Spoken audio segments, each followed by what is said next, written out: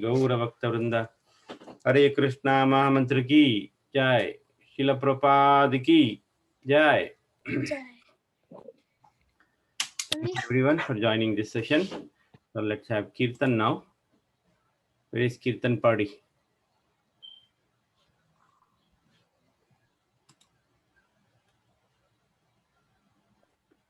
Hare Krishna. Hare Krishna Mukund Prabhu and Kanchan Mata ji. Hare Krishna Prabhuji. Hare Krishna Prabhu. Hare Krishna Dandavat Pranam always. Shila Prabhupada, please go ahead. Hare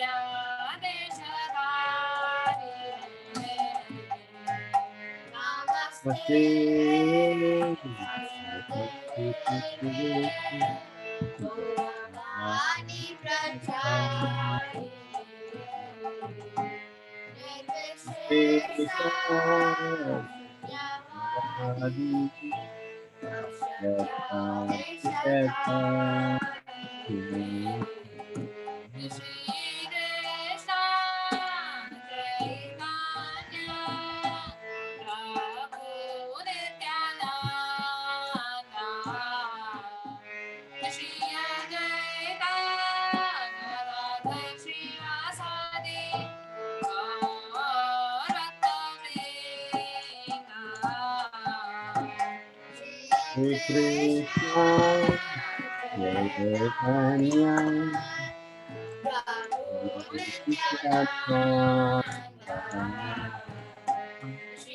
Advaita, Bharati Vasadi, Bhakta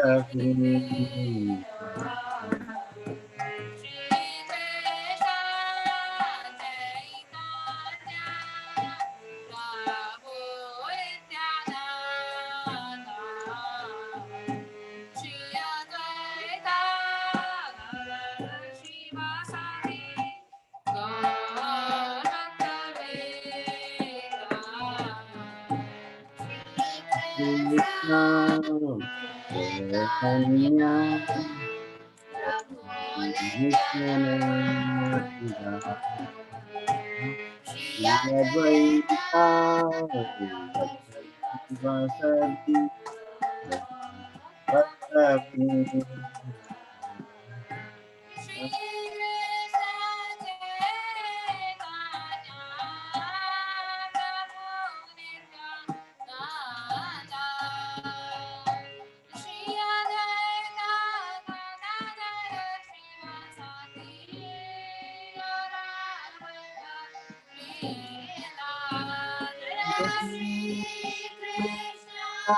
चैतन्य प्रभु नित्यानंद श्री अद्वैत गदाधर शिव सदी भक्त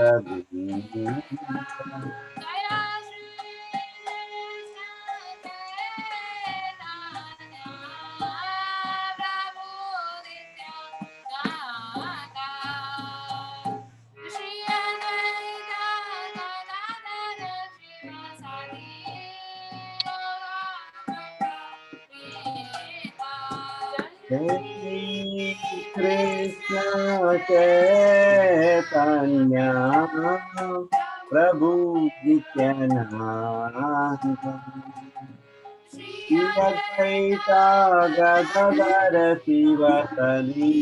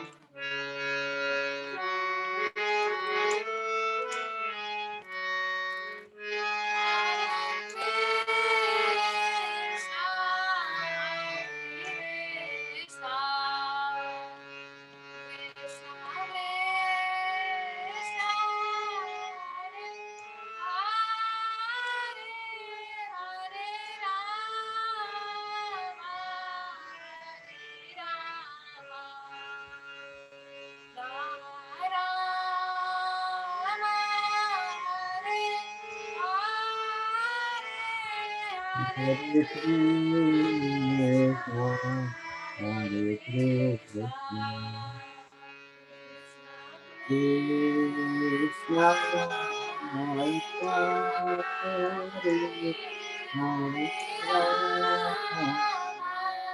Hare Rama,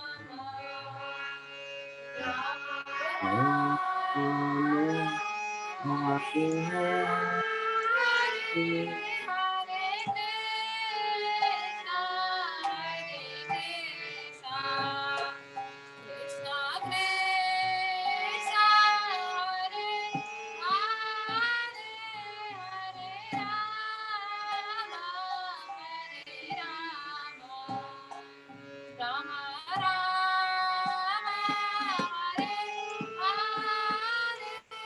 Hare Krishna, Hare Krishna, Krishna Krishna,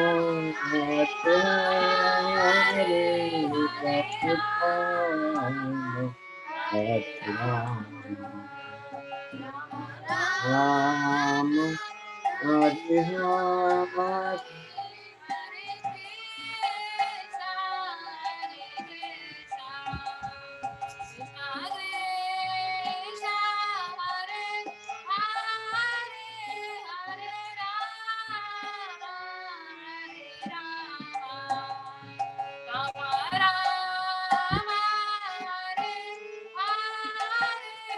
Hare Krishna, Hare Krishna, Krishna Krishna, Hare Hare, Hare Rama, Hare Rama, Rama Rama, Hare Hare.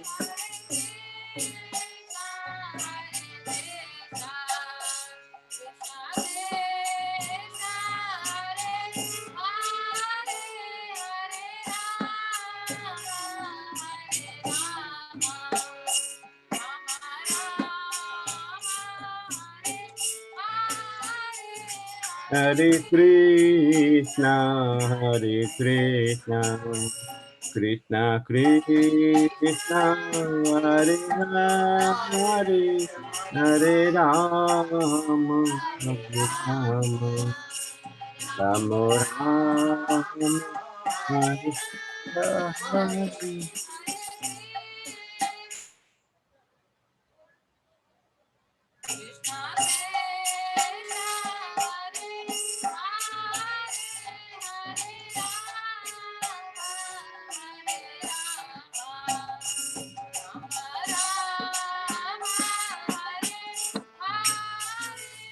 Hare Krishna, Hare Krishna, Krishna Krishna, Hare Hare, Hare Rama, Hare Rama, Rama Rama, Hare Hare.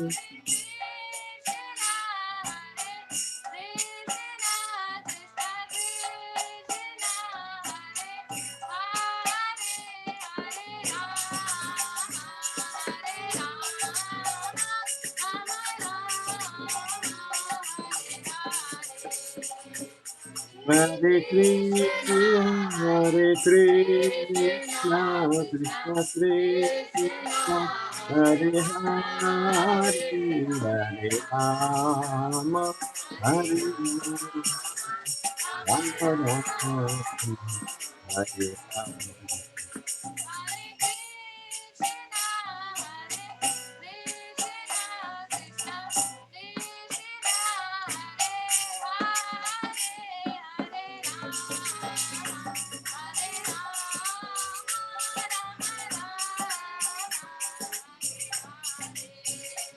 Hare Krishna, Hare Krishna, Krishna Krishna, Hare Hare, Hare Rama, Hare Rama, Rama Rama, Hare Hare.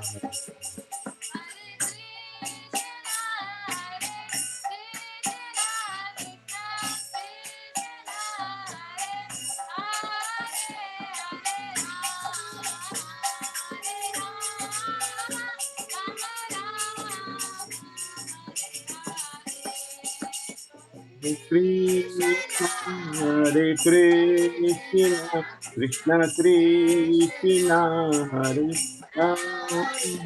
Rama, Hare Rama, Hare Rama, Rama Rama, Hare.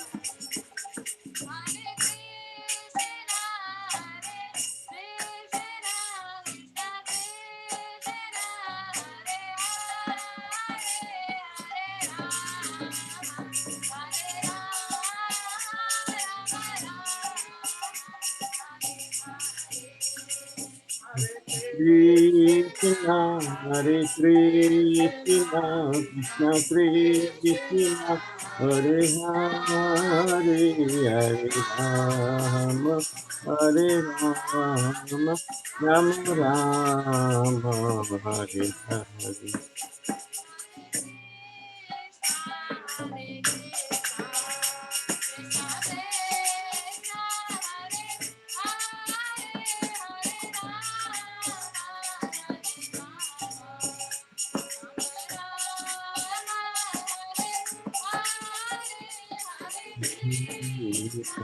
Hare Krishna, Krishna Krishna, Hare Hare, Hare Rama, Hare Rama, Rama Rama, Hare Hare.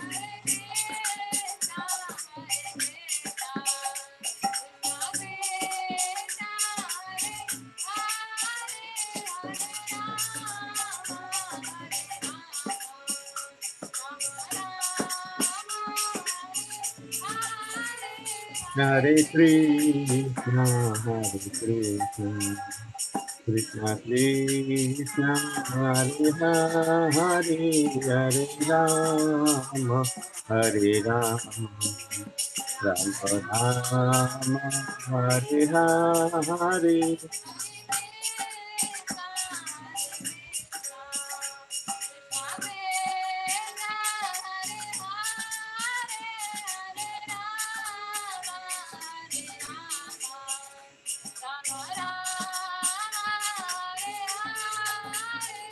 Hare Krishna, Hare Krishna, Krishna Krishna, Hare Hare, Hare Rama, Hare Rama, Rama Rama, Hare Hare.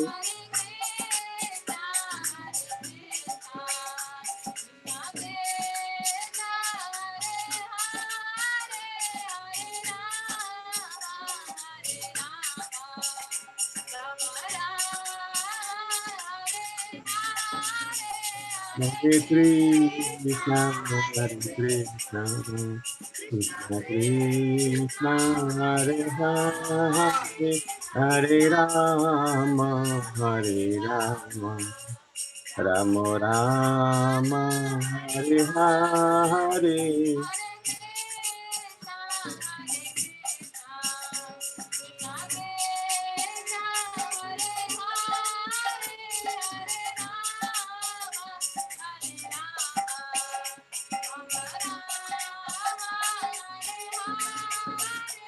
Hare Krishna, Hare Krishna, Krishna Krishna, Hare Hare, Hare Rama, Hare Rama, Rama Rama, Hare Hare.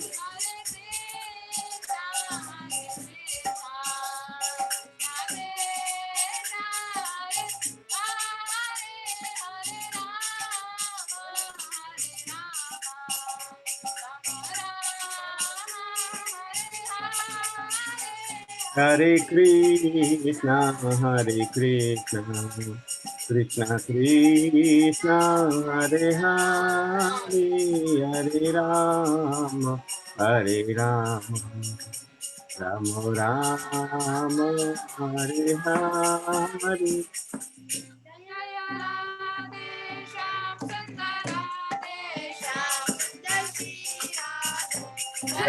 Radhe Shama Sundar Radhe Shama Sundari Radhe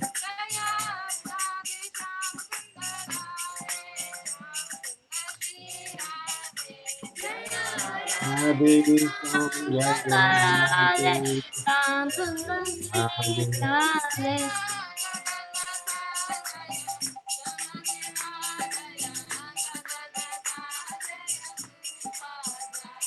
Jaya Jagannatha Jaya Jagannatha Jaya Baladeva Jaya Subhadra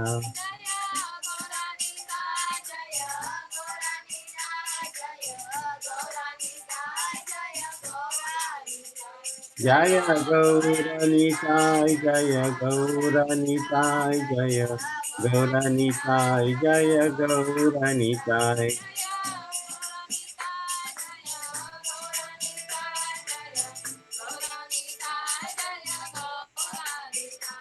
Jaya Gauranitai Jaya Gauranitai Jaya Gauranitai Jaya Gauranitai Prabhupada Prabhupada Jaya Jaya Prabhupada Prabhupada Prabhupada Jaya Shila Prabhupada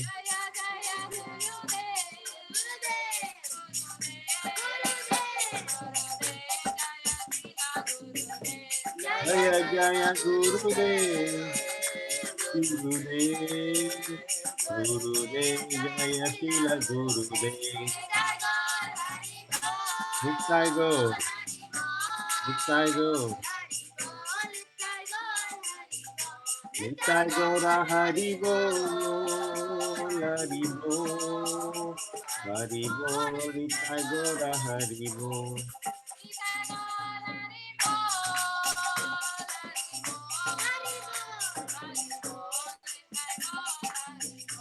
Nitai Gora Haribo Haribo Haribo Nitai Gora Haribo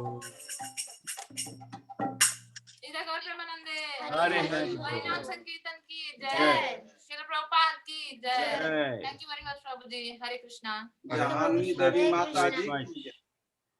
Kirtan team ki jai. Thank you very much, Kanchan Mataji, and All glories to Srila Prabhupada. All glories. all glories to Srila Thank you very Prabhupada. much, Prabhuji. Thank Hare you. Krishna. Thank you, Prabhuji. Hare Krishna. Hare Krishna. So we have His Grace Ajit Krishna Prabhu on the call. So Hare Krishna Prabhu, Dandavat Pranam, all glories to Srila Prabhupada. Please accept my humble obeisances. Hare Krishna Prabhu. Prabhu. Hare Krishna. Hare Krishna Mataji. Prabhu, thank you. Hare Krishna. Hare Hare Krishna. Krishna All glories Prabhuji. to Srila Prabhupada. Jai Prabhupada.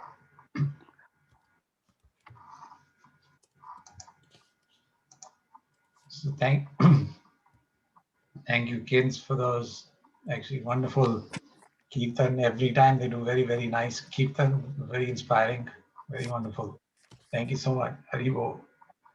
So should we, it's 8 o'clock. Should we start with the recap, Prabhuji then? Yes, Prabhu. Would somebody like to go ahead with that? Somebody wants to volunteer?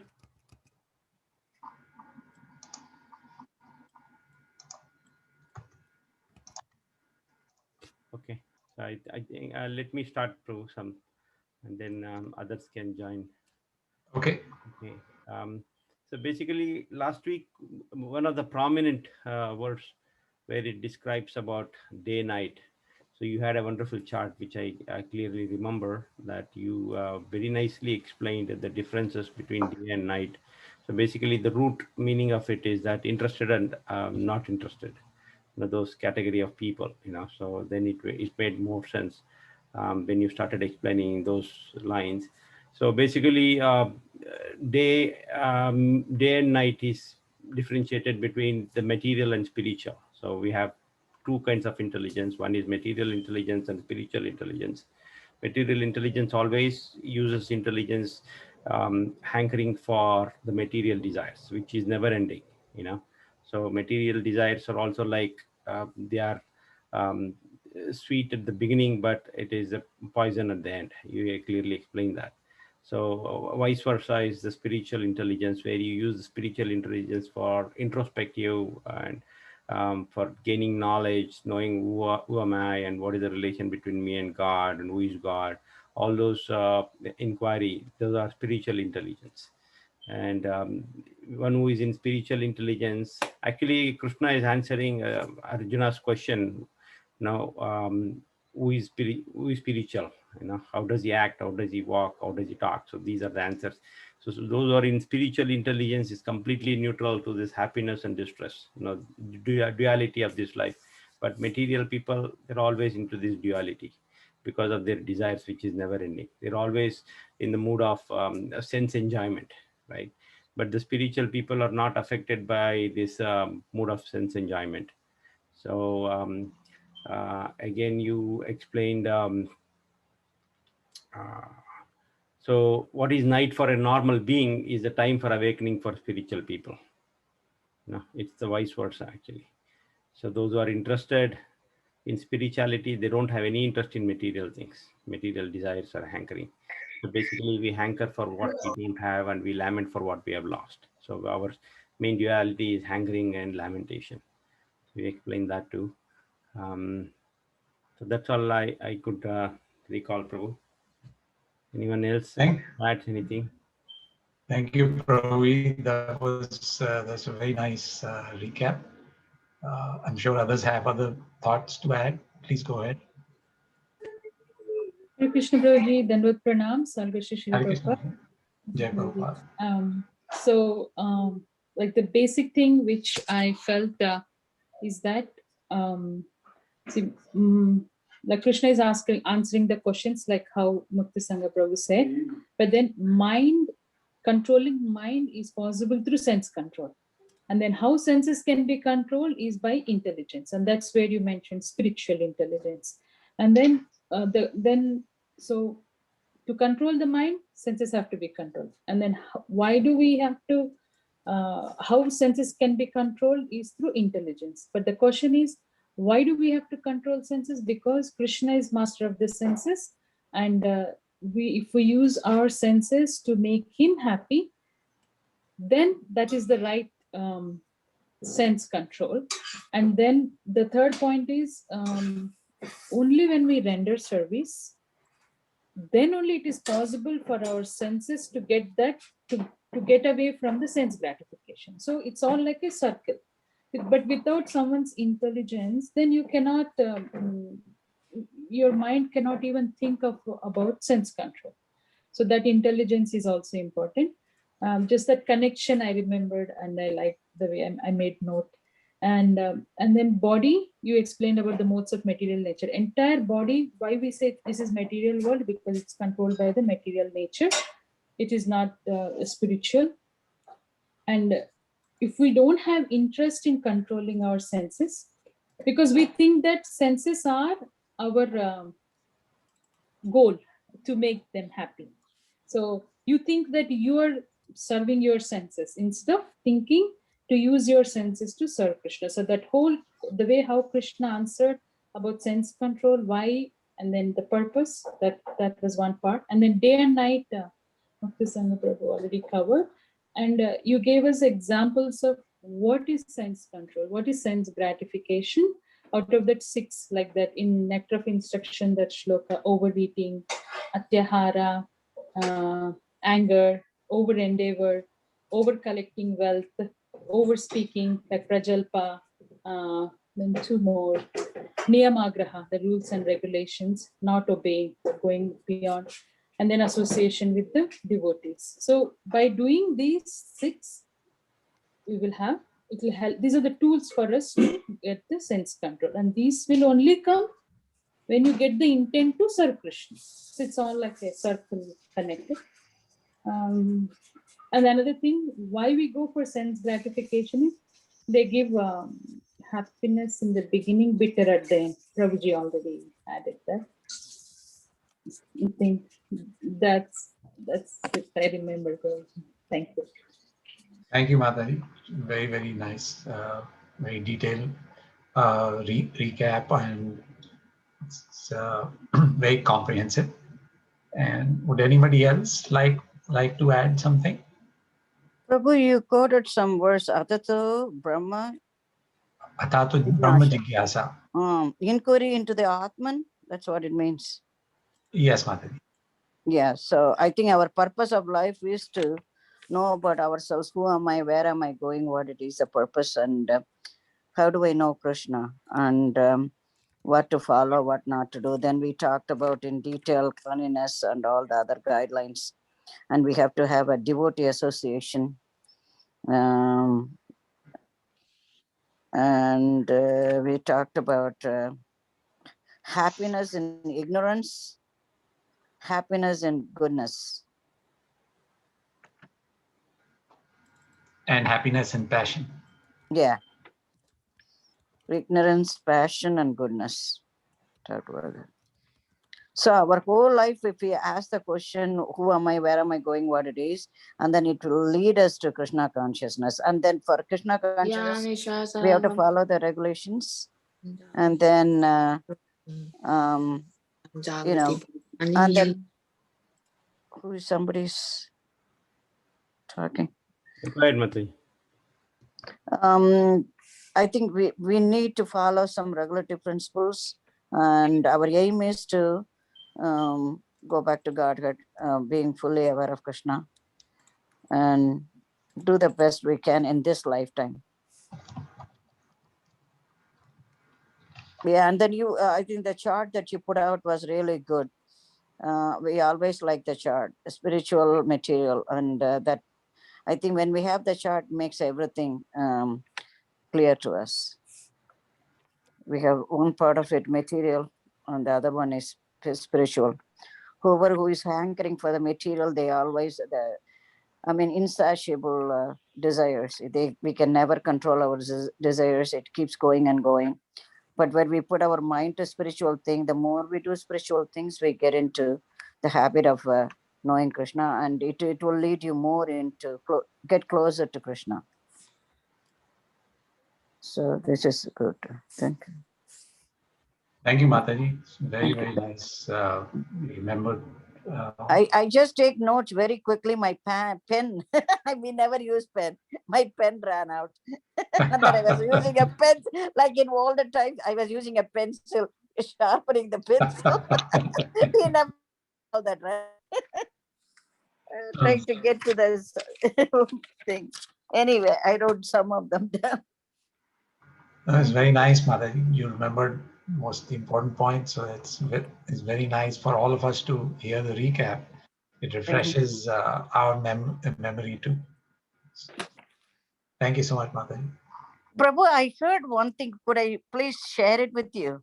Sure, Mother. When we are doing the material and spiritual, I heard from some other lecture, one of the Mataji or somebody was giving, why do we distinguish between material and spiritual?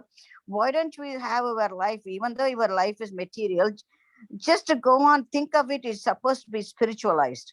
Don't make distinctions about material life and spiritual life. Your aim is to go back to Godhead, and you mold yourself in such a way that is only one thing involved in it. Always Krishna is putting Krishna in the center of things. He is he is the controller. He possesses all the 6 opulences. So instead of distinguishing between material and spiritual, just go ahead. The whole life should be spiritualized. Don't distinguish. That's what I heard in one of the lectures. I don't know whether I want to know your comment. What do you think of it? This came from, I think, Jayapataka Swami. So one of the Mataji was mentioning in her lectures. So, instead of going in 2 different directions, just mold your way in one way path that is spiritual. The whole point of life is to get spiritualized. Go back to Krishna and having Krishna consciousness. Do whatever it is favorable activities that Krishna will like, you do that. So why do we need to have 2 different sections of it? Yes, Mataji. So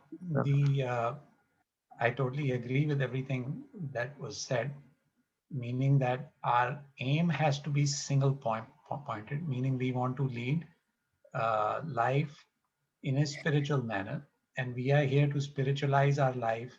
That's why we are following the process of Krishna consciousness. And so when we talk about material intelligence and spiritual intelligence, material life and spiritual life, we talk about these 2 things not because we are saying that we should be in material life or in material intelligence, but the material intelligence or material life topic is brought up just so that we can understand that we have to come out of that material thinking, material consciousness, material intelligence, and transform it into spiritual intelligence. So the instruction that Prabhupada has always given us is that we have to spiritualize our life, Krishna-ize our life. That is the whole purpose of being Krishna conscious. And then that by doing that, we'll be able to go back to Godhead. So, but we also have to recognize that we have the body, and if we don't follow the practices of spiritual or the practices of Krishna consciousness, then we will stay in material life, in material consciousness, and we will not be able to come into spiritual consciousness. That's why the 2 are brought up, just to contrast and to help us understand what we are and what we need to be. Okay. Is that okay, Mataji? Answer your question? Yeah, okay, Prabhu. Thank you. You're welcome, Mataji. Does anybody else have any other points to add to the recap from last time? Prabhuji, Hare Krishna, Prabhuji. okay, go ahead. Hare Krishna, Prabhuji. Please. Hare Krishna, Mataji. Prabhuji, if as Mukta Sangha Prabhu, Vatsala Mataji and Saujanya Mataji, they mentioned lots of points. So among them, I wrote so many points, but I have 2 extra points which I like to share. Yes, Mataji. If senses are not controlled by the mind or intelligent, then the person will be hankering and lamenting because they are not in control. And if even if one of the senses are not in control, then it's impossible to go back home, back to Godhead. So we should work on that. All our senses should be in control, in not even control. It should be all the senses should be engaged in Krishna consciousness to please Krishna. So that is the main thing. And we have to learn how to engage our senses in Krishna consciousness and to please Krishna, and in how to serve Krishna, like that. And when we stop envy with anyone else, towards someone or anyone else, then that is the stage when we can start our spiritual progress. Until and unless we have even a single % of envy within us, so that means we have not yet started our spiritual journey. So that thing is very important, I felt. So I wrote to my notes. And one more thing I would like to share, like Krishna is telling to Arjuna, Sthita Pragya, that means who is unaffected by modes of sense enjoyment. So this you mentioned last session. Thank you, Prabhuji. Hare Krishna. Hare Krishna. Thank you, Mataji. Those some very good, very nice points that you remembered. And just one little thing I wanted to add on that point that you mentioned about envy. So you're absolutely right that we can measure our spiritual progress by measuring how much we have controlled envy. And so our spiritual life actually starts when we start controlling envy. And as we keep progressing in controlling envy, we keep advancing in spiritual life. Of course, we are not perfect. So we may not be 100%, we may not be able to control our envy 100%. But if we control more and more and more and more and keep making progress in controlling envy, then the Lord will be very pleased with us. To reach that 100% control stage is a very good goal, but we don't know when we can reach that point. But if we surrender to the Lord, take his shelter and ask forgiveness for our mistakes and try to control this envy, then he gets pleased by the effort. Yeah. Thank you, Prabhuji, for mentioning and elaborating. And in one lecture I heard, envy, and that Mataji, she was explaining, like envy means N and V, like not the spelling. We can't, here she was not going through the spelling like E and B Y. So she was telling like NV. So N means you can take as no, and V means vacancy. So no vacancy. So this that was quite interesting for me. So I just wanted to share with everyone. Yeah. Thank you, Prabhuji. Hare Krishna. Hare Krishna. Thank you, Mataji. Very, very nice point, Mataji. Thank you for sharing. Thank you, Mataji. Hare Krishna. Hare Krishna. Ramchan Prabhuji, you were going to say something? Yeah, Prabhuji, a couple of points just wanted to mention.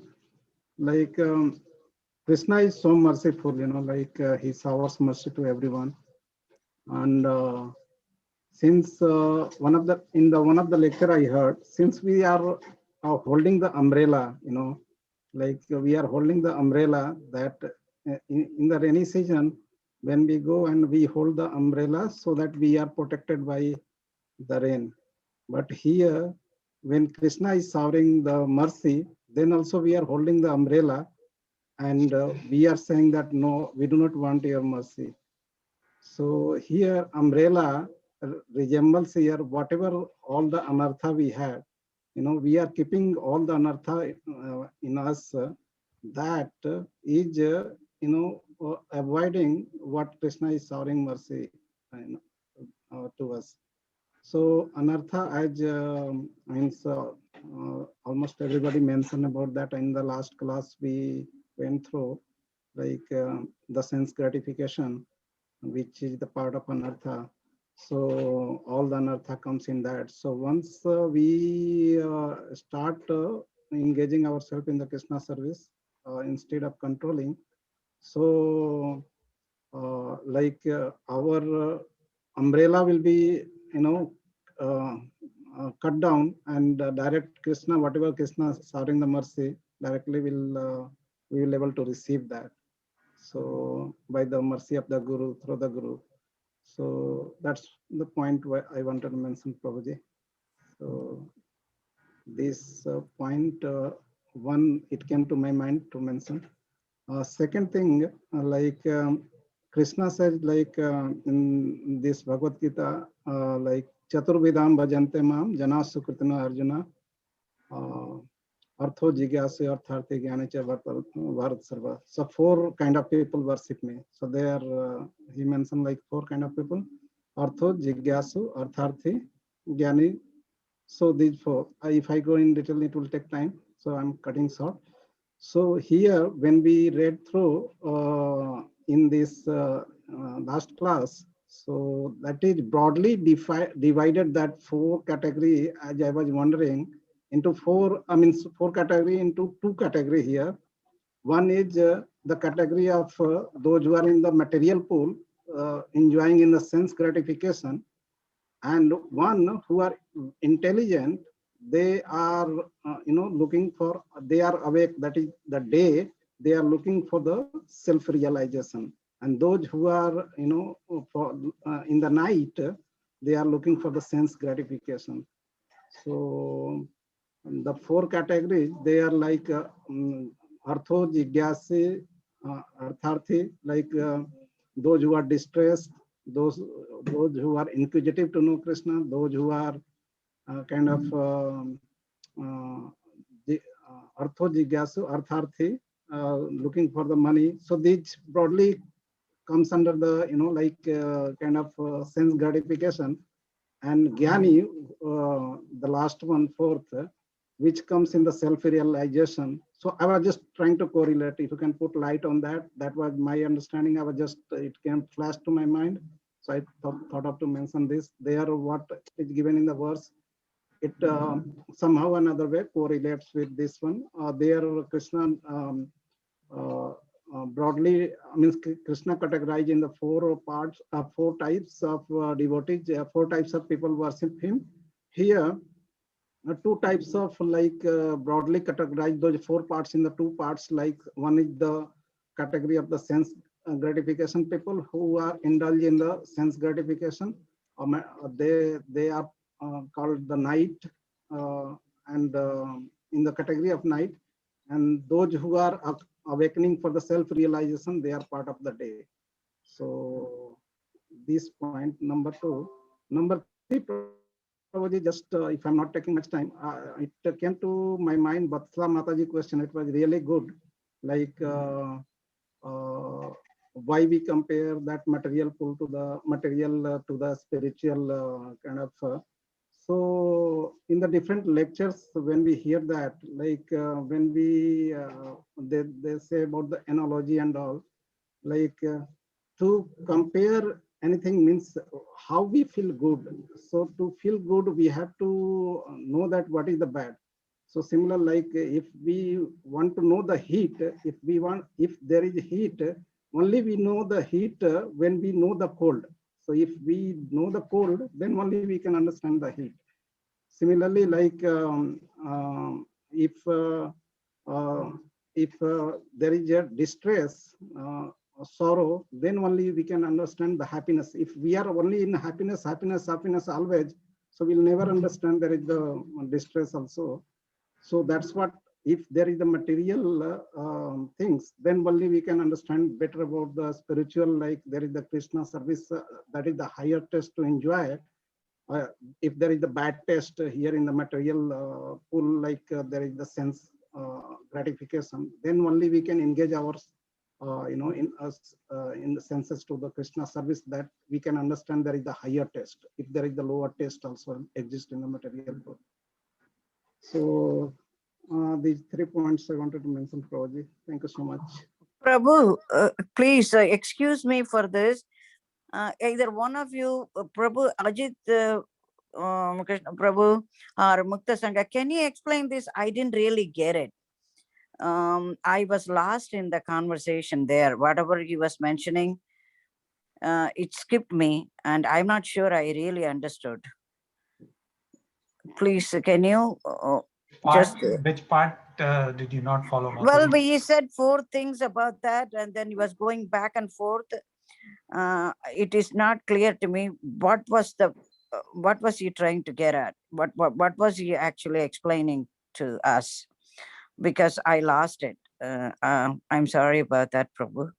No problem, Madhavi. I mean, I'll try to explain maybe 2 points, and then Muktasanga Prabhu, maybe you can explain the first 2. So what Ramchan Prabhu said last was that, to your point, Madhavi, about why material and spiritual are compared, that has to do with providing a contrast so that we can understand the difference between good and evil. Just like there's a difference between material consciousness and spiritual consciousness. So unless we talk about material consciousness, we can't appreciate what is spiritual consciousness. Okay. And just like then he gave the example of hot and cold. Unless you experience hot and cold, you won't know either one, because if you only live in a hot environment, then you won't really know what is the difference between hot and cold. But if you experience cold, then you can appreciate what is hot. So it's the contrast that helps us understand each and every aspect. And similarly, in the material world, you see, the material world is a place of duality. So there's good and bad, hot and cold, and so on and so forth. Spiritual Now, world, before that, Prabhu, I got that, the comparison between, nature, seasons change. And there's, the 2 contradictions, like 2, states of the coin, head or tail, something like that. right? So, but before that, he was trying to discuss something, but I was not clear about that. It didn't go through my mind. So that is the one, which this part I understood, but previously he was mentioning 3 points or something like that. I didn't get it. Yeah, so the one before that he was talking about, last class we were talking about the difference between people in material consciousness and spiritual consciousness, and talking about what is day for one is night for the other, that kind of thing. Okay. And so Ramchan Prabhu was linking it with the verse of Bhagavad Gita, which says that there are 4 types of people that come to me. Krishna says there are 4 types of people that come to me. One who is in distress, one who is in need of money, third who is in search of knowledge, and fourth is the purely inquisitive.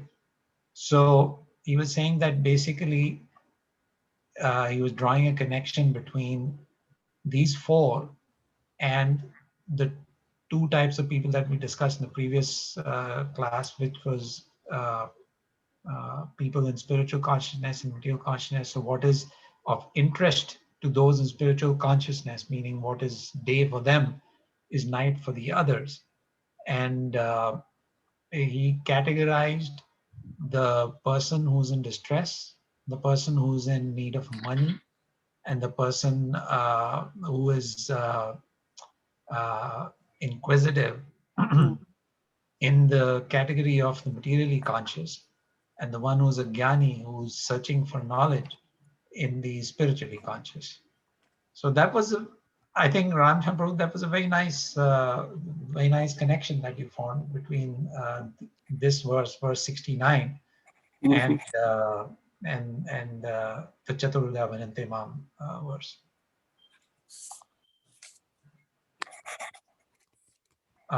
There were a couple of other points. Maybe Muktasanga Prabhu, you may want to speak about those, or Ramchan Prabhu can repeat whatever. Yeah, I mean, if there are any specifics, Mataji, because in general you said No, everything was now I constant. understood, because the part of that he was a little bit more elaboration was given on that. The 4 different kinds of people who were searching for God or Krishna. So, everybody comes to Krishna for some reason. there are categories of people who come in with something, like some distressed, some want money, some want intelligence, pure intelligence, some they are just curious about things, right? So there are 4 different kinds of people who could come to Atma Vichara. Everybody wants to find out what it is, but some people, they go there for some specific reasons. So now I got it. I think it skipped my mind. I didn't know, why he was quoting that, or why he was picking on that. I did not know. So, but after you spoke, I think it is okay. It's a little bit more clearer for me. Thank you, Prabhu. Thank you, Madhavi. Thank you, Prabhu. Thank you, Ramzan Prabhu. That's very nice analogy. Thank you. Thank you.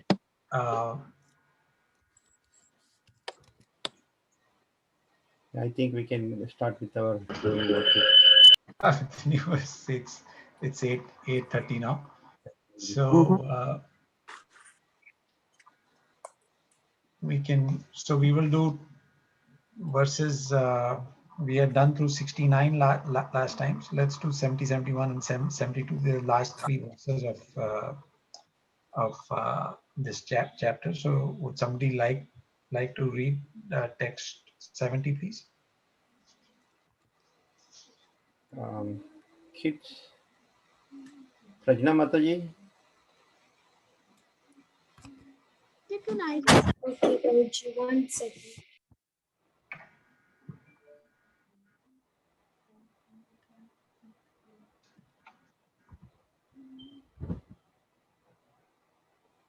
Not 60. 2.70. Apuryamanam achaya pratistham. Achala pratishtham. Samudrama papavishanti yatra. Pravishanti yadvat. Tadvat kamayam pravishanti sarve. Tadvat kamayam sarve. Shashanti mapnoti na kamatami. Shashanti apnoti na kamakami.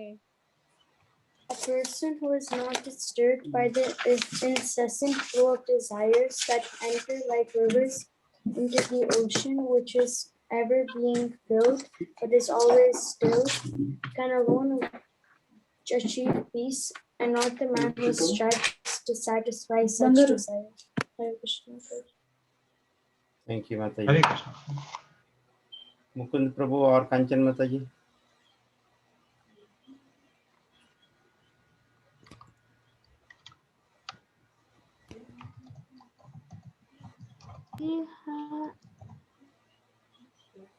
Vihaya kamanya sarvam.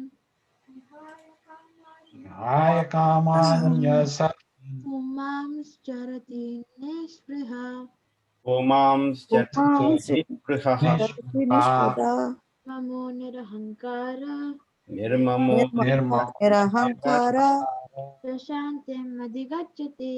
Prashantim adhigacchati. A person who has given up all desires for sense gratification, who lives free from desires, who has given up all sense of proprietorship and is devoid of false ego, he alone can attain real peace. Hare Krishna. Thank you, Mataji. Brinda.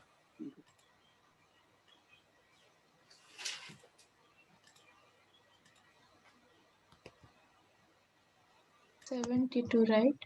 Yes, last verse. Okay. Esha Brahmi Sthiti Partha Yesha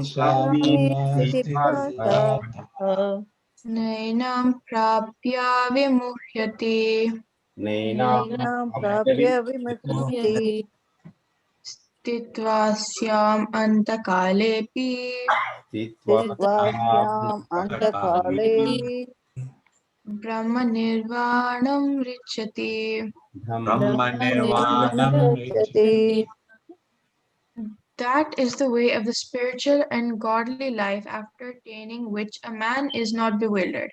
If one is thus situated, even at the hour of death, one can enter into the kingdom of God. Hare Krishna. Hare Krishna. Thank you, Vrindadevi. Text 70, somebody else like to read? Hare Krishna Prabhuji. Hare Krishna. Apuryamanam pratishtam. Apuryamanam achala pratishtam. Samudramapa pravishanti yadvad. Samudramapa Pravishanti pravishanti tadvad kamayam pravishanti sarve. Tadvat kamayam pravishanti sarve. Sa shanti mapnoti na kama kami.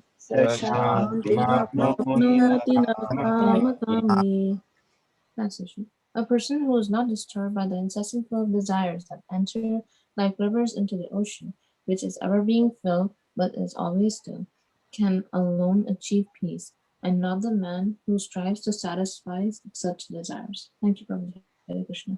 Hare Krishna. Thank you, Haribol. Anybody else?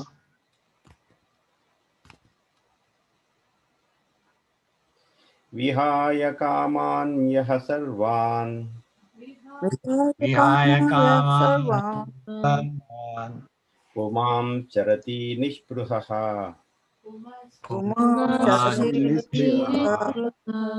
nirmamo nirahankaraha Nirmamo nirahankaraha shantim adhigacchati. asantim adhigacchati. A person who has given up all desires for sense gratification, who lives free from desires, who has given up all sense of proprietorship and is devoid of false ego, he alone can attain real peace. Narasimha Want me Prabhu? to do 72? Yeah.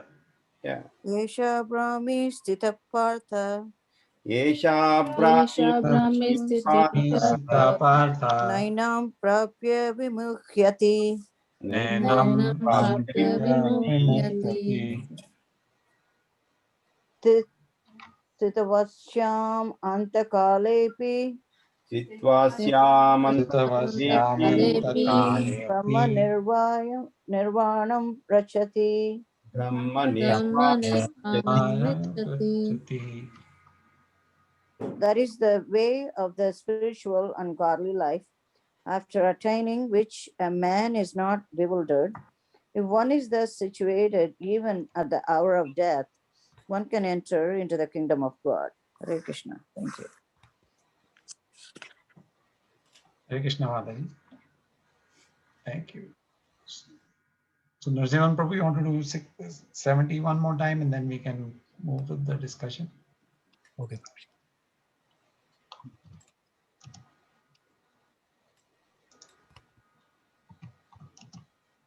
Apuryamanam achala pratishtam Apuryamanam Machala pratishtam. Samudramapa pravishyanti yadvad Samudramapaha Tadvat kamayam pravishanti sarve Pravishanti sarve. Sashantim apnoti na kama kami.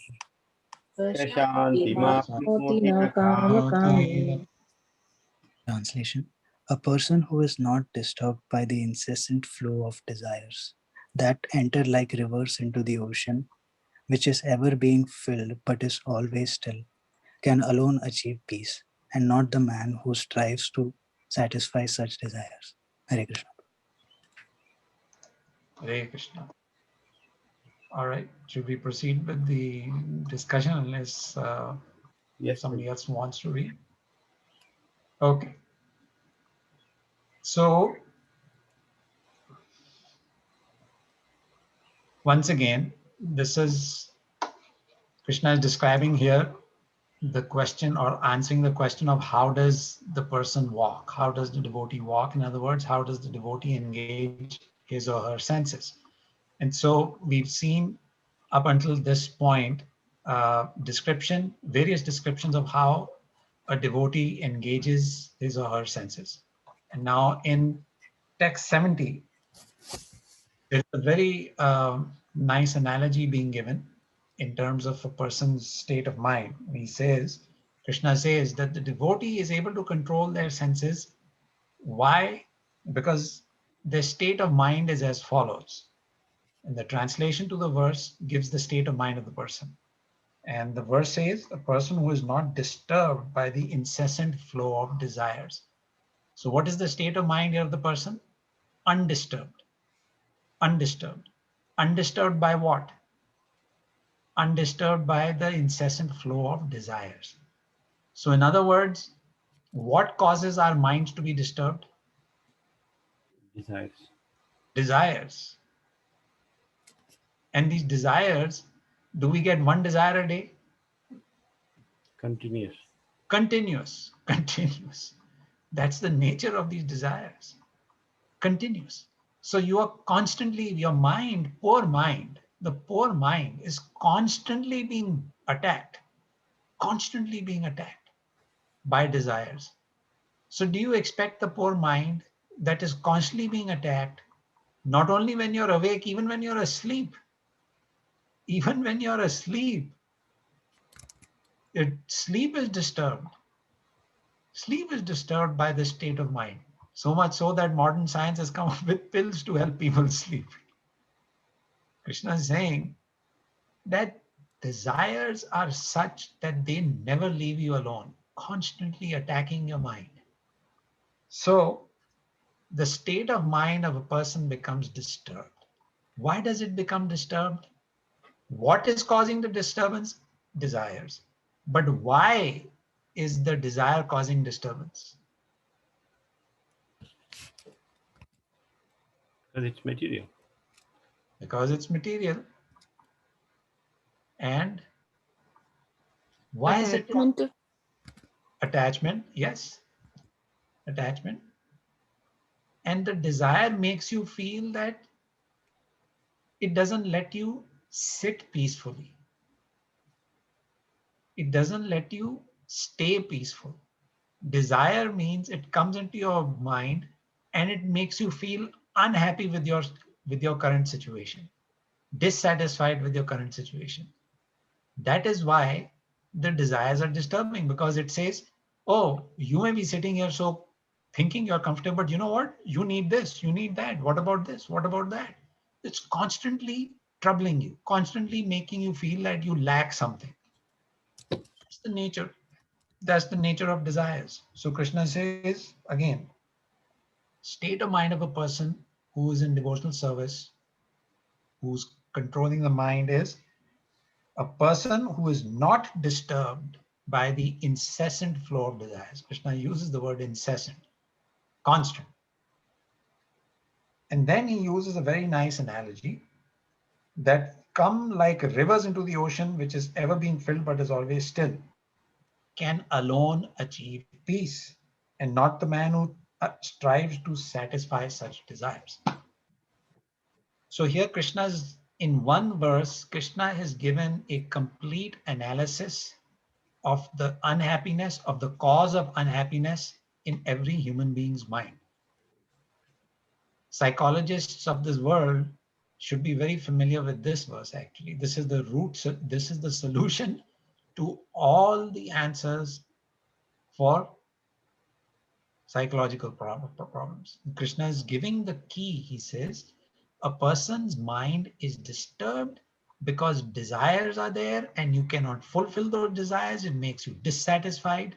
People start feeling, oh, I want this, but you feel that you're incapable of getting that. That makes you feel underconfident. It makes you feel unhappy. It makes you feel that you are inadequate in some way. You are not capable. You are not good enough. And you say, oh, I'm no good. I'm useless. Right? It undermines your confidence. Or it creates envy. Oh, I tried so hard. I couldn't get this. That person is getting it. Why are they getting it? How are they getting it? Why am I not getting it? So these desires, they are like actually some devotees have described. Has anybody here, I'm sure a lot of you have been to Vrindavan, right? You traveled to Vrindavan, India, Vrindavan? India? Hmm. Okay, well, I was just going to say, when you go to Vrindavan, India, you will notice that there are many monkeys there. And those monkeys just, it is amazing. You have to be so careful. You cannot wear glasses and walk. Like Ramcham Prabhu, you're wearing glasses. If you're walking with glasses, I guarantee you in Vrindavan, within 5 minutes, they'll come and they'll snatch your glasses and they'll go away. You won't even know how quickly they'll come and they'll snatch your glasses. And they are so smart, so smart. If you're walking through the marketplace, they will come, they'll grab your glasses and then jump and sit on the rooftop. And in the marketplace, all the shops there, they are very well trained. The shopkeepers know what these monkeys want. So in these, the halwai shop and these other shops, people who sell things to eat, they keep these little packets of food. So the moment a monkey snatches the glasses of some unsuspecting tourist, then these shopkeepers throw in the food, and the monkey is so smart, monkey throws the glasses back. So they are very intelligent. They'll grab your glasses, or if you're carrying a bag which is attractive, some nice color, they'll grab the bag and they'll run away. So there are many in many lectures, the devotees have described the monkeys like your mind. So just like the monkeys are all the time just looking to give you trouble, looking to attack you, looking to give you trouble, your mind is like that. All the time it is giving you trouble. And so here Krishna is describing that this is why the mind is always giving you trouble, because it's being attacked by these unfulfilled desires, one after the other, after the other, after the other. So the only way to control the mind, the only way to not feel dissatisfied, the only way to be peaceful is to not give in to these desires. Now that's easier said than done. So we'll discuss a little bit more. But the principle is that the mind has to stay steady, even though the desires are constantly attacking it. And so the analogy being used here, Krishna says that the mind of a peaceful or the peaceful mind of a devotee is like an ocean. In the ocean, so many rivers are coming and flowing to the ocean, right? All rivers, they flow into the ocean. But the ocean stays the same level. Of course, sometimes you hear of tsunamis and all that kind of thing, but that apart, every day, if we go to, let's say, the Indian Ocean, you're on the shore of the Indian Ocean, let's say you're in Kanyakumari or wherever, the ocean always is at the beach, but behind, so many rivers are flowing into the ocean. The ocean doesn't change its level. Ocean stays steady.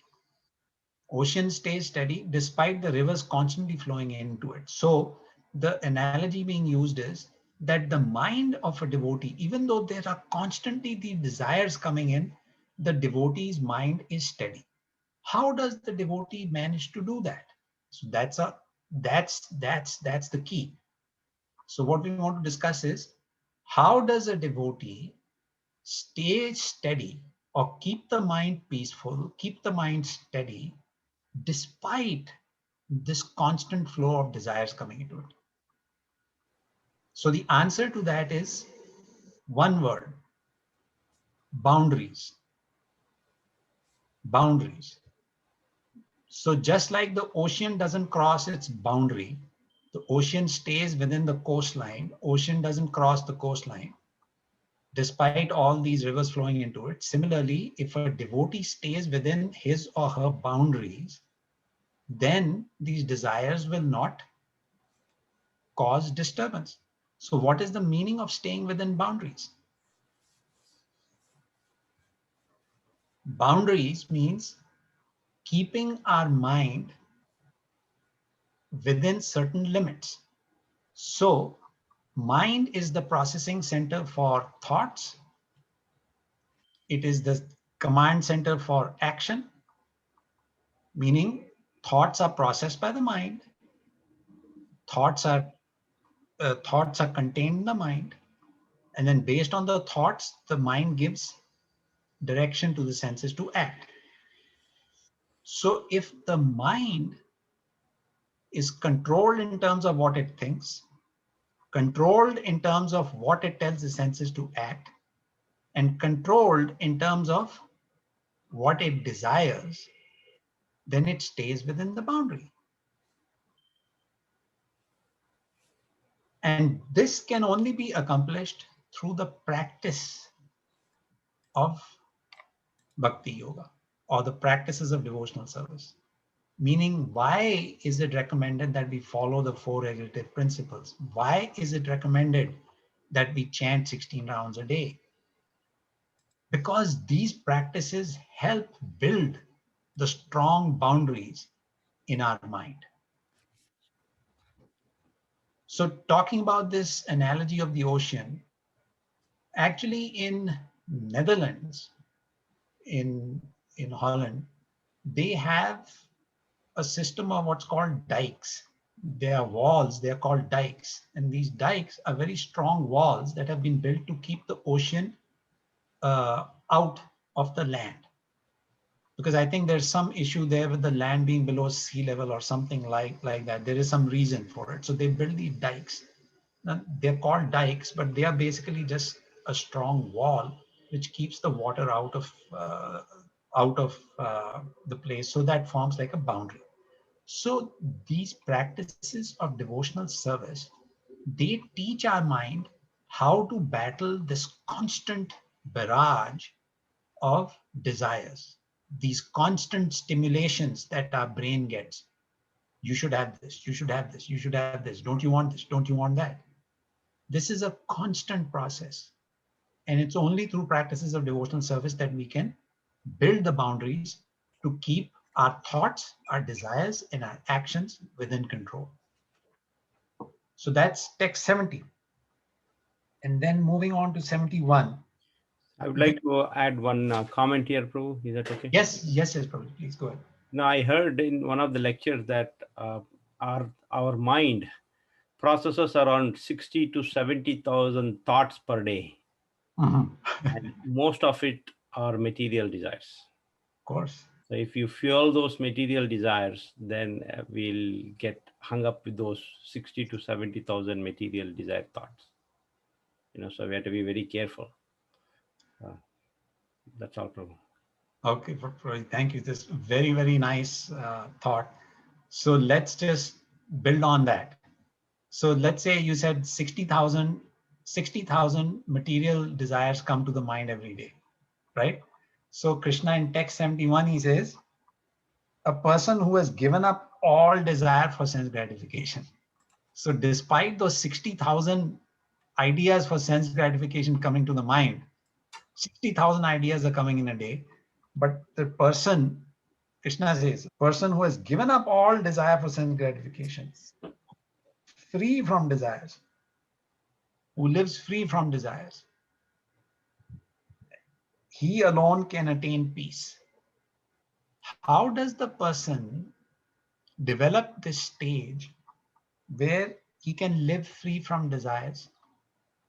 The answer to that is given that regardless of whether you have 60,000 desires coming a day, or half of that, or double of that, regardless of that, one who has given up all sense of proprietorship and is devoid of false ego.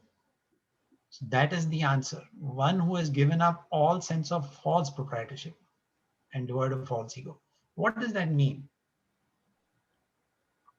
What that means is that a person, you see, a person pursues desires if he thinks that he or she is somehow capable of fulfilling them, right?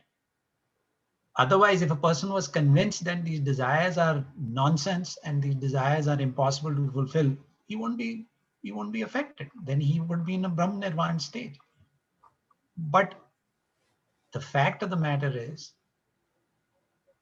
if there are 60,000 desires coming into the mind in a day, people may want to fulfill all 60,000. It's just that they don't have the time, energy, capacity, or ability to fulfill those. So they try to fulfill as many of those as they can. And that attempt at fulfilling them makes them unhappy, makes them confused, makes them bewildered, because they can never fulfill those desires. So it is like somebody's holding a carrot in front of you, and so you keep walking behind it. Oh, I'll get it, I'll get it, I'll get it. And they keep moving it, keep moving it, keep moving it. So this is the game that is played by Maya upon us. It dangles a carrot in front of us. We think we can get it, but we can never get it. So why do we think that we can get that carrot or we can fulfill our desires? That's where the question of false proprietorship comes in.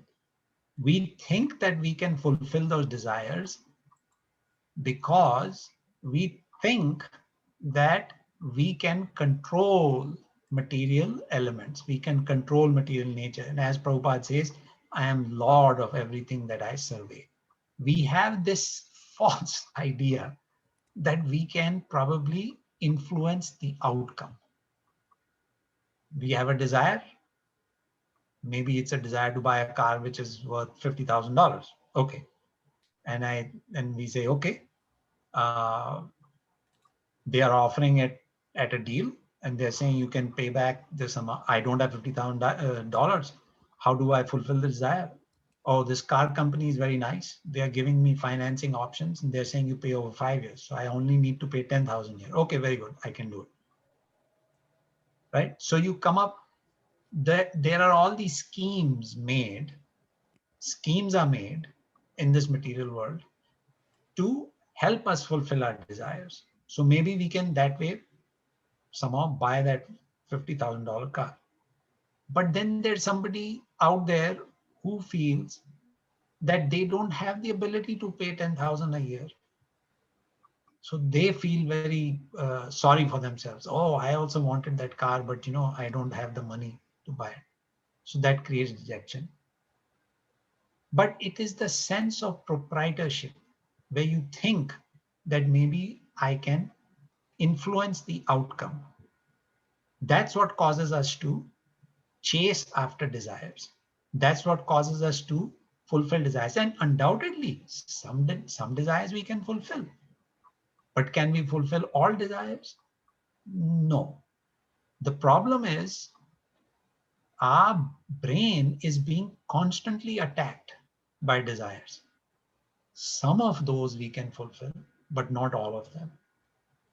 So the ones that we fulfill, they give us satisfaction for a short period of time. The ones that we cannot fulfill, they give us unhappiness. And Krishna is saying that the devotee who has accomplished or devotee who has achieved the point where they can control their desires, they are not subject to this manipulation by Maya. So in 71, Krishna says, he alone can achieve real peace. So let's just synthesize this a little bit because there are a few things. So Prabhuji, can I just take yes, Prabhu, please take control of the screen, and then I can share my screen. Actually, we can connect this piece to previous 2 verses back we did, right? Peace will give you happiness. Yep, exactly. 2 slokas before. Yeah. Go ahead, Prabhuji, you wanted to say something? No, that's all. I just wanted, I remembered that, you had that pillars, right? Pillars, and on the top, peace will give you happiness. Exactly. Can you see this? Yes. That's the one. Yeah. 2.6. So this was one of the pillars where we said steady mind. And the second pillar was transcendental intelligence, right? So what we are saying, what we're discussing today is that the practices of Krishna consciousness That's the frame here, or the foundation. The practices of Krishna consciousness, they give us transcendental intelligence, which leads to a steady mind. And when you have a steady mind, you get peace of mind. Now, so how do you get a steady mind?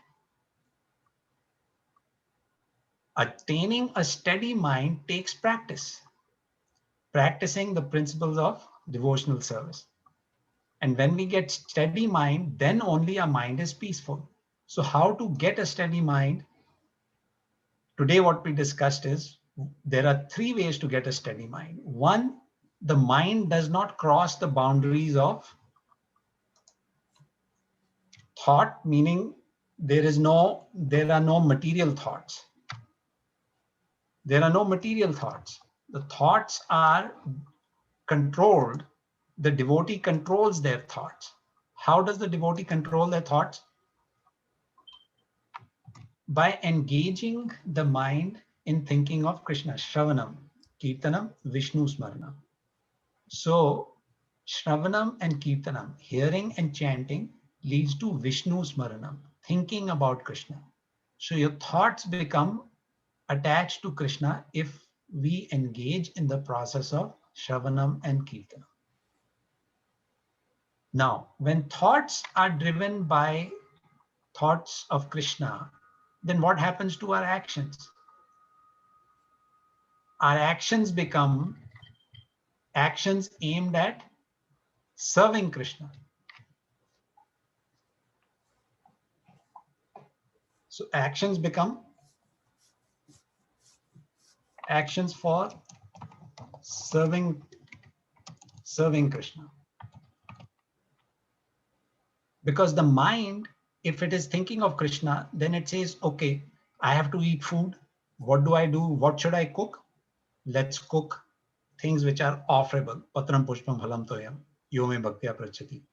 So the devotee cooks that which can be offered to Krishna. So see, the thought process of the devotee now becomes, what can I cook which is offerable? And if somebody says, oh, why don't you cook some non-veg? You say, no, that is not offerable to Krishna. So I won't cook that. So the thoughts become the drivers for the action.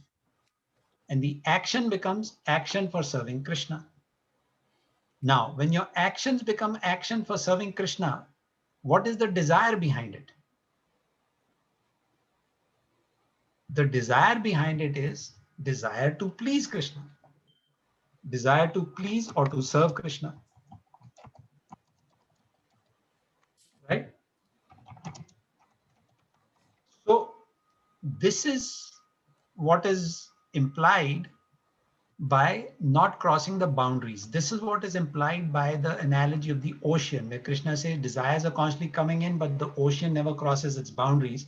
So same way, the devotee does not cross the boundary of thought, action, and desire, which is not related to Krishna. It is not, so just like in the ocean, the rivers are flowing in, same way, the devotee is living in this world.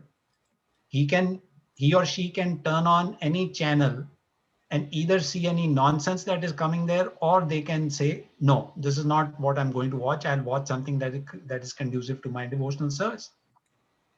So all the choices that you have available there are like the rivers that are flowing into the ocean. These are all the choices that you have. But just like the ocean is not crossing its boundary, you are not crossing the boundary. And the devotee is saying, I am going to keep my thoughts and actions and desires focused on serving Krishna. So this is one of the 3 points that we covered today. Second point that we covered, this was again in verse 17, that the devotee is not disturbed by material desires. Material desires are constantly there, but he's not disturbed by it. Why is he not disturbed by it? Because they have no sense of false proprietorship. What is the meaning of false proprietorship? I'm the doer. I am the doer and I own it. I own it. And part B?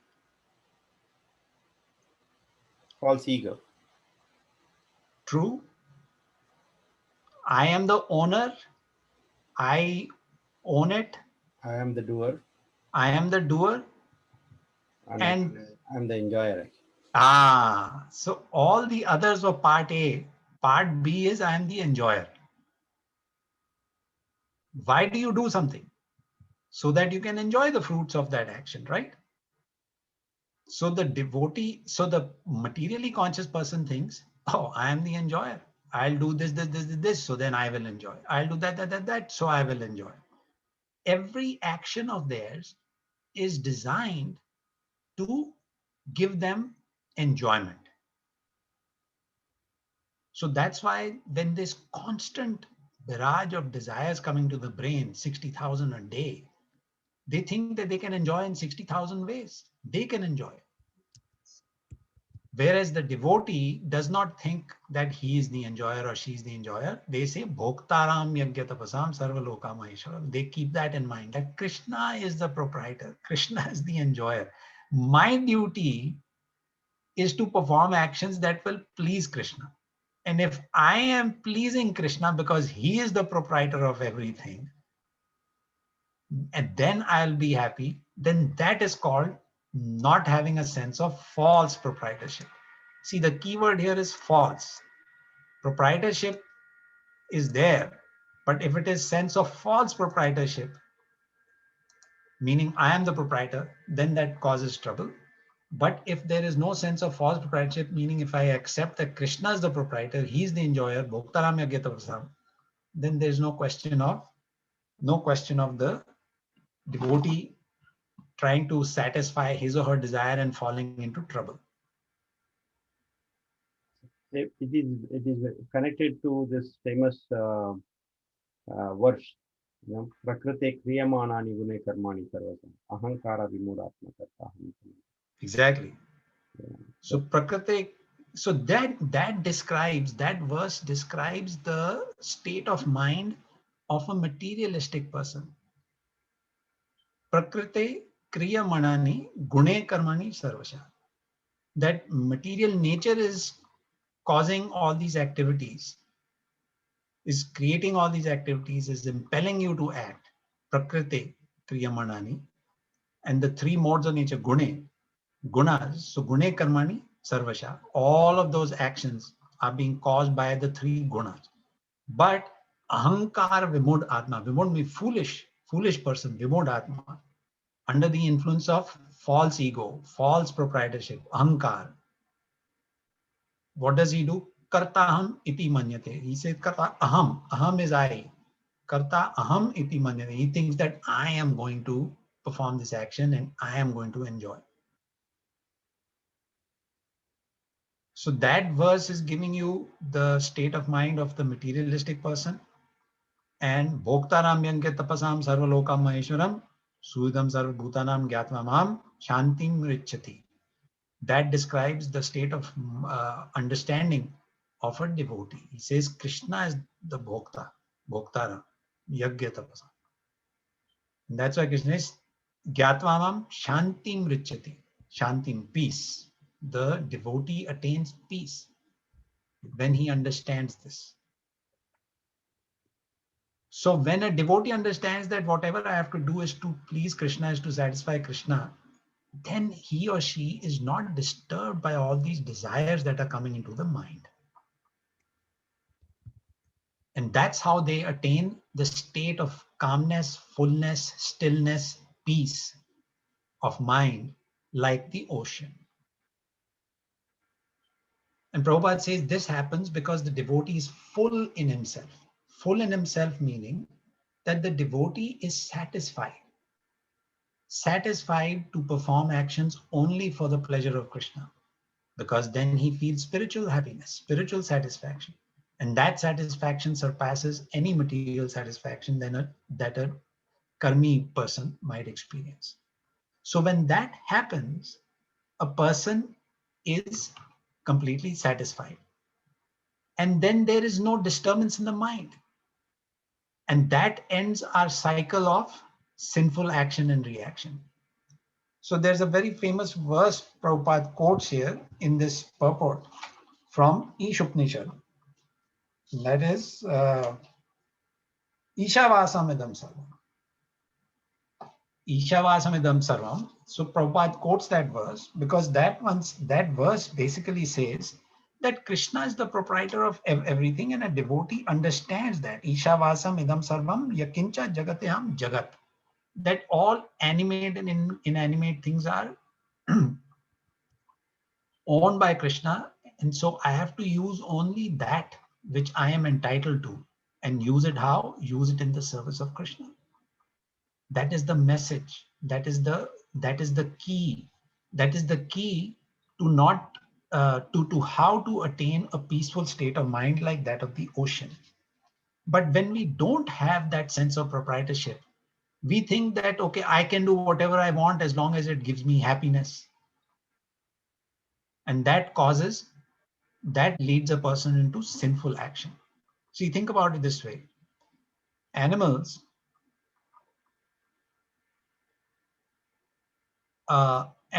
basically, let's say a tiger. A tiger lives by killing other animals and eating them. But the tiger doesn't incur any karma for that, because the animal doesn't have the intelligence to think about God. The animal just is controlled by the modes of nature. He or she just acts under the influence of the modes of nature, and they just survive. They have no karma. They are actually living a life of an animal, living in an animal body to burn off karma, but they're not incurring any karma because of their action, because they have no control over their action.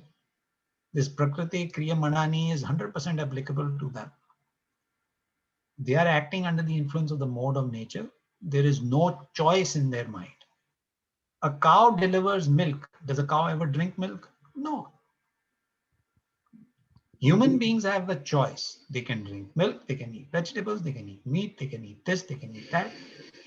Because Krishna has given us the brain to make choices. And Krishna says, use your brain, use your intelligence, use your mind to make the choice of serving me, then your life is successful. So animals don't break the law of nature. They are living in that animal body to burn off their karma and to gradually come to the point of a higher birth and eventually human birth, when they will be given the option to choose what kind of actions they perform, to choose whether they want to serve Krishna or not. Now, in this human form of life, if a person has a sense of false proprietorship, this item number 3, false proprietorship, that I can do what I want as long as it pleases my senses, then they act in a way that disregards the laws of material nature. And when you disregard the law of material nature, there is sinful reaction. So what we are seeing here is the root cause of sins. This comes from the Ishavasa Idam Sarvam verse. The root cause of sin is what? Disobedience of the laws of nature through disregarding the proprietorship of the Lord.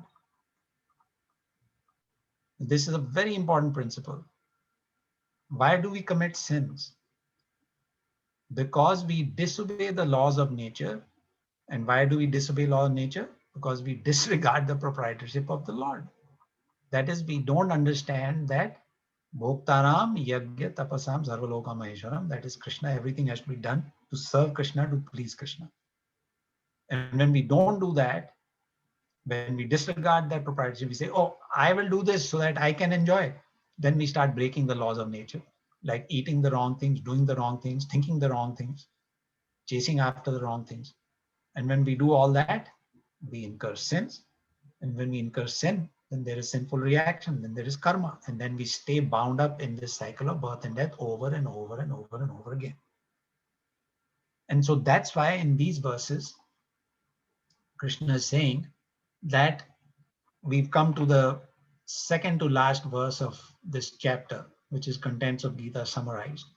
And so we'll end at this verse here so that next time we can wrap up the whole chapter. But here Krishna is now completing his description of the state of mind of a person who is a devotee. How does the devotee act? Or Arjuna asked, how does he walk? How does a devotee walk? In other words, how does a devotee engage his or her senses? And so here Krishna has described to us that the devotee keeps their senses within boundaries by following the regulative principles. The devotee is not disturbed by material desires because they have strengthened their brain by following devotional practices. They built that dike, they built that wall so that those desires don't trouble them, because they don't have a sense of false proprietorship. They know that even if they try to satisfy those desires, they will never be able to fulfill all their desires, and they would just end up committing sinful acts. They would end up disobeying the laws of nature by forgetting that Krishna is the proprietor, and therefore they would commit sins.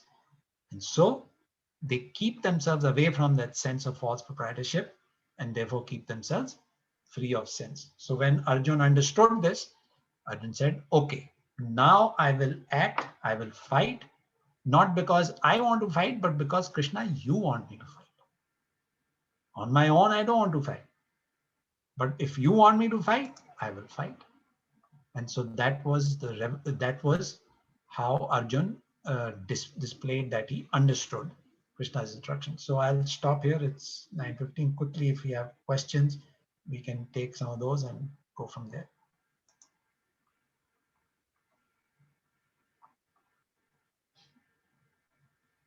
And if anybody wants to refer back to the graphics, to the PowerPoint, we can do that as well. I just shut that because it was difficult for me to see the screen or to see people's faces when you're answering questions. But if you want, I can keep the presentation up. Prabhu, thank you very much, Prabhu. This is getting more clearer and clearer. Once we, starting from that 4, 5 verses or something, I mean, how we approach the problem, how Krishna wants you to understand, and it is becoming crystal clear now. How to set up the boundaries. If you follow the boundaries, all the natural laws, what Krishna has given, then you are not incurring sins. If you follow the regulative principles, if you follow the rules of dharma, whatever it is, then we don't have to worry about that. So the devotees, if your focus is on Krishna and he owns everything, he is a controller and you do everything for the pleasure of Krishna, then we don't have any problem with that. So that's why the devotees, when they are focused, they don't have any problems. Like in a recurring problem, we always have how to control the mind. So when we set boundaries, this Krishna is not going to like it. Maybe that will, make us think better. Thank you, Prabhu. That is becoming more crystal clear now. And that's why devotee association and reading Shastra is very important, because that helps us remember the boundaries so we don't cross them. Thank you, Prabhu. So thank you, Mataji, for the question. Thank you. And the comments. Other thoughts, comments, questions? In Srimad Bhagavatam, it's mentioned, right? So we should never forget Krishna. We should always remember Krishna. So then our thoughts, whatever I said, right, 60, 70,000 thoughts, all those thoughts can be dovetailed and make it spiritual thoughts rather than material thoughts. If we have this baseline that we should never forget Krishna and we should always remember Krishna. Smartabhyaha satatam Vishnu vispartabhya na jatuchit. So it is very clearly mentioned in Bhagavatam. Wonderful, Prabhuji. Thank you so much for that reminder. Narasimhan Prabhu's raised his hand. Yes, Hare Krishna, Prabhuji.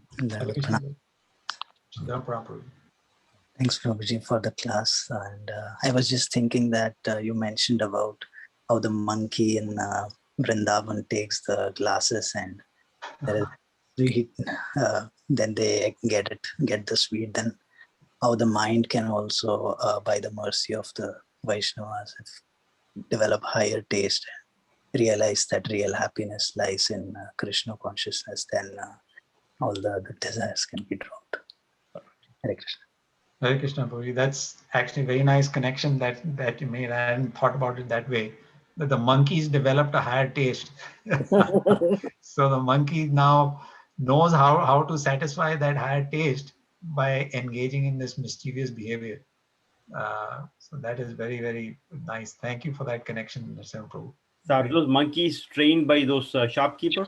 No, because the shopkeeper is actually giving them. So those monkeys are wild, but they are very, very. Yeah, they are very bad. I had a very bad experience there in Vrindavan. We have to carry a stick whenever we go to the temple. We always, Mataji said, take the stick with you. So I said, my God, why are we beating up the monkeys? We are supposed to be kind to them. No, but that is just to scare them away. That's all. Yeah, so they don't come near you and start taking bananas or anything in your basket, anything at all. So I think that's a nice way of looking at things. The monkeys are not in a problematic way. Something it's looking at a different way. That's a nice thing. Thank you. Chaitanya Prabhu has. Yeah. Raj Chaitanya Prabhu. Prabhu Hare Krishna. Hare Krishna Prabhu. Pranam. Jai Krishna. Prabhu, my realization, for last few days, it came in my mind that when we drive on the road and we have a doubt that suppose we are going New Vrindavan first time, right? Especially New Vrindavan. Yeah. Winding road and it's 4-mile drive from 250. So while driving, we have a doubt. We are going right way or not. But we see in front of our car, there is another car. It's on the back windshield, it's written Om. So they take left turn and then we feel, oh, maybe they're also going there. So just follow them.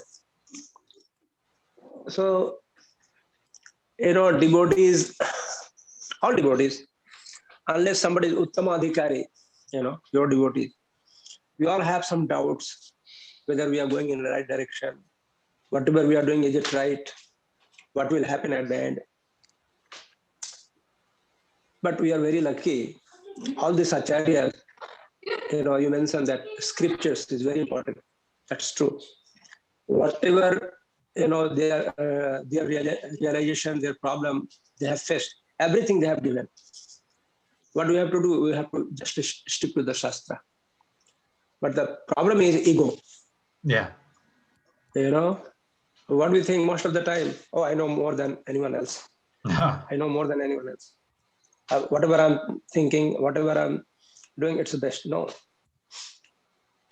That's why, who said, I think Kapil Muni said, or somewhere I read, we have to be the servant of the servant of the servant of the servant of the servant of Krishna. Then a real right understanding will be there. Right. So what I feel, I analyze like this. Who is God, Krishna or me? Of course, Krishna. I'm like, we are very insignificant. Now then I compare myself. Who is better, Prabhupada, Acharyas, or pure devotees, our Guruji, or we? So in this way, when we compare ourselves with Krishna, Narad Muni, all Acharyas, all the way up to second generation, some sincere devotee, then we feel and we realize we are nothing actually.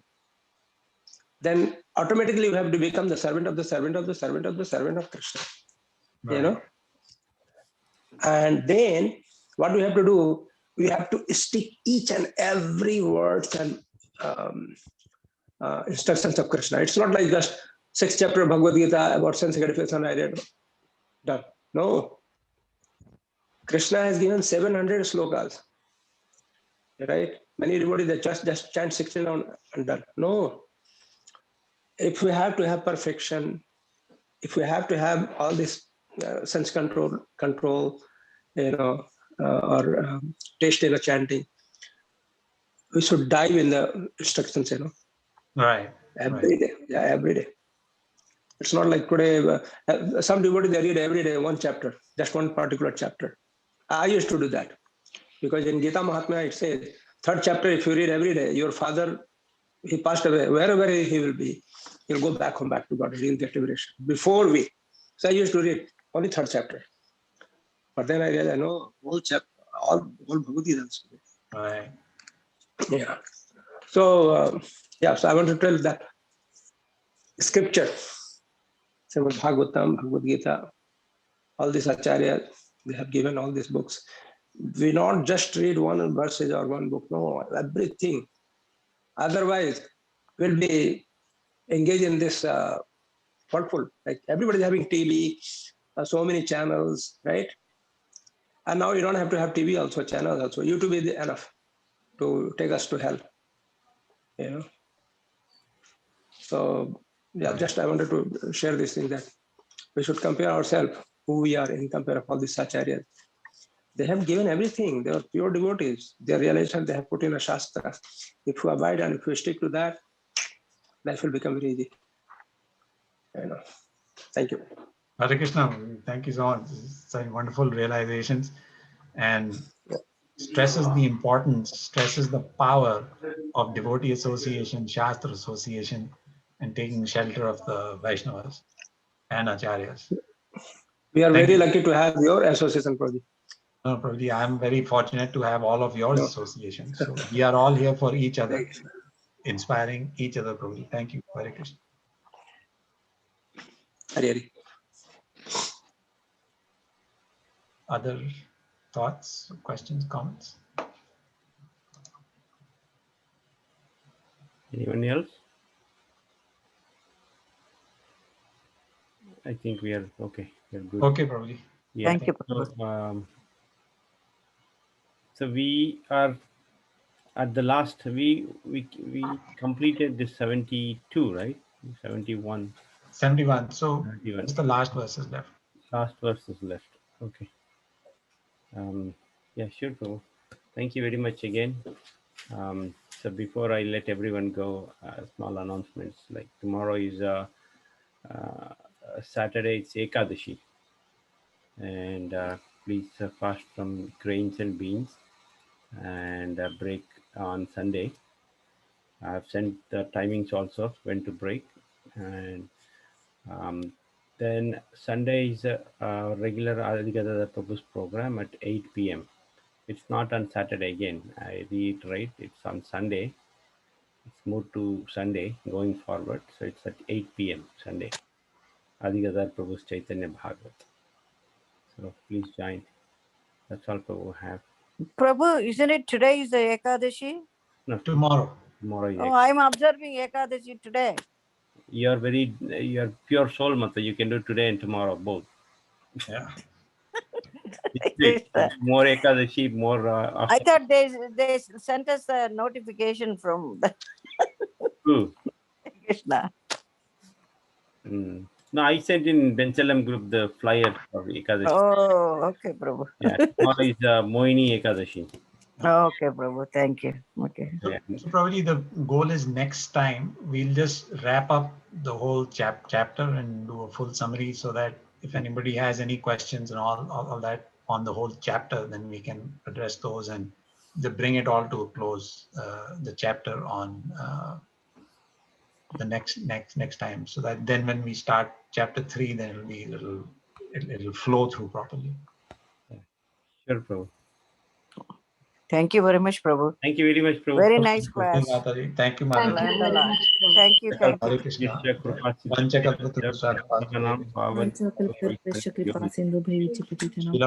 you very much. Hare Krishna, everybody. Hare Thank you. Prabhu. Jai.